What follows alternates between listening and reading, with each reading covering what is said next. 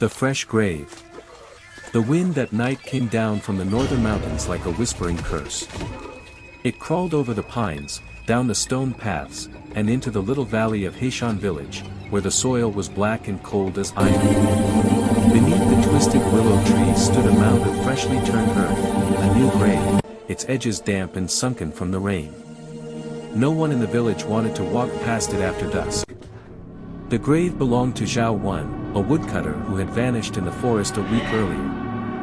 They found him 3 days after a thunderstorm, face down in the mud, his skin gray as clay, his eyes still open. Some said his body was too intact for a man who had been dead for days. Others swore they saw his lips move when the coffin lid was shut. His wife, Mei Lian, had screamed when they nailed it closed. She swore she heard her husband's voice whisper, "Too soon." The villagers told her it was grief. But on the night after the burial, dogs howled until dawn, and no rooster dared to crow. I, the widow and the mound. 3 days passed. Mei Lian stopped eating. She sat at her window every night, staring at the mound in the distance.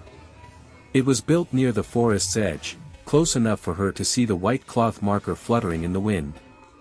Her mother-in-law, old Madame Zhao, came each evening to light incense and tell her not to cry too loudly, lest she disturb the spirit. But one evening, as the old woman placed offerings on the altar, she noticed something strange. The ancestral tablet, Zhao Wen's new one, was damp, as if it had been touched by wet hands. That night, the smell of rot crept into the house. The walls seemed to breathe, the wood swollen with moisture.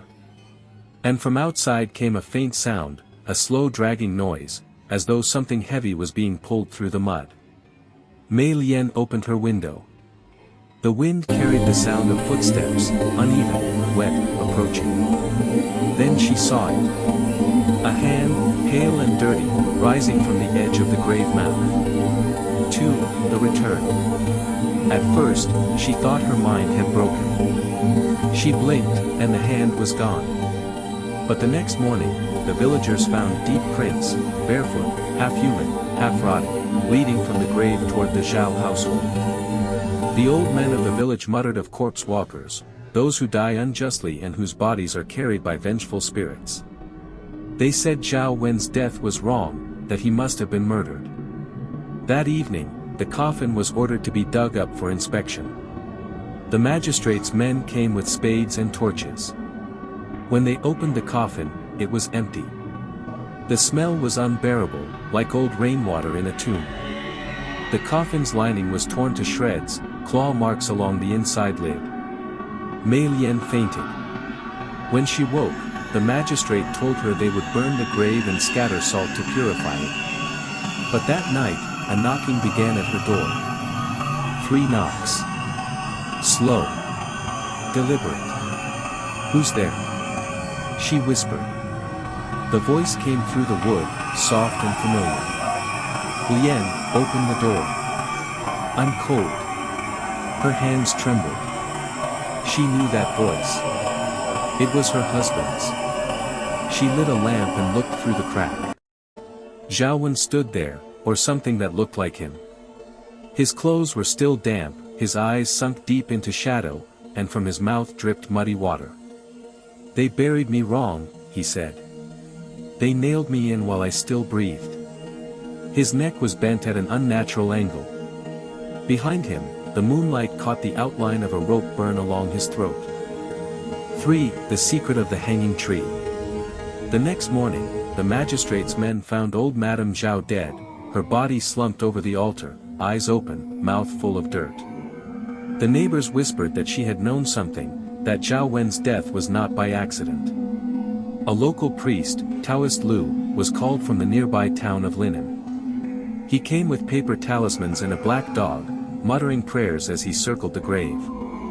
He found that the ground beneath the mound was hollow, as if someone had dug out a tunnel. He warned the villagers. "This is not a haunting. This is a return. The dead seeks the truth that the living hides." That night, Mei Lian was seized by fever and dreams. She saw her husband, alive, walking through the forest, his axe over his shoulder. Then she saw him stop beneath the hanging tree, where the bark was scarred from old ropes. A shadow stepped from behind the trunk, his own mother. Old Madame Zhao's voice, low and trembling, said, "You shame our name, bringing debt upon the family. Better a clean death than disgrace." Then, the rope. Then darkness. Mei Lian woke screaming. The truth struck her like lightning. Her husband had not died in the storm. He had been hanged by his own mother. The night of the second burial. Taoist Lu ordered the villagers to prepare for a ritual, to burn the corpse's remains and seal the spirit with 7 nails of peachwood. But the problem was, there was no body. They returned to the grave at dusk, torches flickering against the mist. The soil was still damp, but something moved beneath it, breathing, slow and heavy. The priest drew his talisman. "Stay back," he said. "If you hear your name, don't answer." The ground split open. Zhao Wen rose from the earth, his flesh gray and bloated, eyes shining like black pearls. Maggots wriggled from his neck wound. He opened his mouth, and a stream of muddy water spilled out. "Mother. Lian, why?" Taoist Lu began to chant, throwing paper charms. Flames hissed. The corpse shrieked, a sound that made the blood freeze in every living soul. It leapt toward the priest, snapping at him with jaw unhinged, bones cracking with every step. The black dog lunged but was thrown aside, its neck broken instantly. Mei Lian fell to her knees. "One, please. You're dead." The corpse stopped. Its head turned toward her, twitching like a puppet on strings. "Dead? Then come with me." It reached out, and the ground beneath them opened like a mouth. Taoist Lu drove the peachwood nail into its heart. The corpse screamed, its body igniting with blue fire. But as it burned, it laughed, the kind of laugh that sounds like choking on smoke. When the fire died, nothing was left but ashes. The third night. The priest warned Mei Lian never to return to the burial site. He left charms over her door and went back to Linen, swearing he would never set foot in Heishan again. But grief is a cruel thing. On the third night, Mei Lian heard the sound again, that dragging noise, that wet breath. The talismans on her door turned black. She rose from bed, drawn by something she couldn't resist, and walked barefoot through the fog toward the graveyard. The mound was gone. In its place was a deep pit, black as ink. Inside it, something moved. She saw her husband's face again, half burnt, half whole, smiling up at her. "It's lonely down here," he said. "Stay." The ground softened beneath her feet.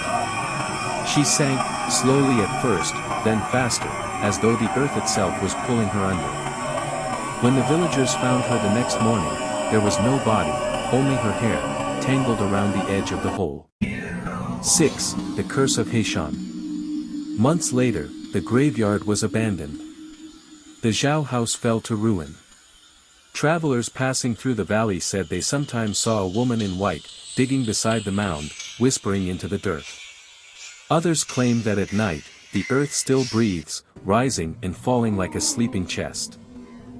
An old monk from Hangzhou once came and placed 7 lanterns around the grave.